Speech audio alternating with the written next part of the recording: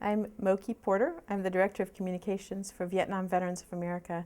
And right now I'm working on a project called The Faces of Agent Orange, which is to help the veterans understand that dioxin and Agent Orange have a generational impact. When we went to the town hall meeting with Mokie in Kentucky 2 years ago. 2 years ago, she had a meeting about the effects of Agent Orange and all the birth defects.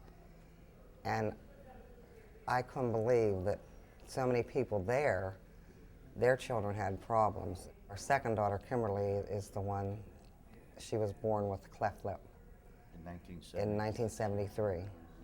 And she's had several problems. And it was a shock to us because there was nothing in, it wasn't hereditary. These veterans and their wives, and they stood up and they just talked about their children and miscarriages, and even after they had their children, they had so many birth defects. Shortly after we were married, my wife got pregnant, and we were excited beyond words to have our first child.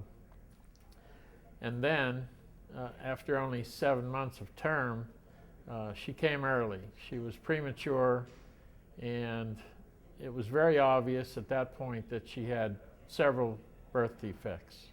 Our veterans are dispersed throughout the communities nationwide, and we have 60,000 members, but there's no concentration, so the impact on the generations hasn't really been known. Unfortunately, your film hasn't been shown all these many years, and so most people are unaware that dioxin causes different kinds of health issues in the children and the grandchildren.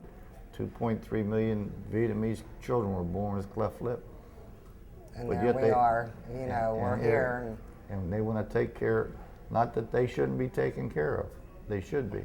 But we should be recognized We should also be recognized for being serviced over there, that and all the we other have problems. still have problems that needs to be corrected. The government needs to step up and stop denying there's problems and find a way to help these children and these children's children as well. So we want legislation that will establish centers of excellence that are comprised of top experts, medical experts in the country, so that these kids, who are now adults, and their children can be looked at from the perspective of dioxin and other toxic chemicals. And instead of getting multiple misdiagnoses, they can actually be treated in a very empathetic manner and receive care. At this stage, with the 3 leaks in her heart, they feel that if it gets any worse, it's inoperable, and eventually it will take her life. We need to still do something. We're not all gone, and we got a fight left in us. I've been to Vietnam, and I've seen the effects of Agent Orange dioxin on the children there, but I'm only now starting to learn about what the impact that it's had here on our veterans, and it's a major civil rights issue I think that I didn't even really know about until now.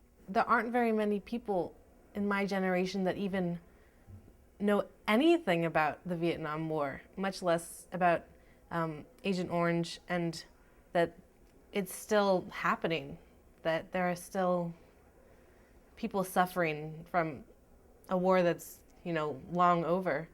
And I think I'd have to say that I think that people should be educated and that they should care, even if it's the past, because, I don't know, it sounds really cheesy, but it's because it's through our past that we can actually help have a better future. And I think it's really important.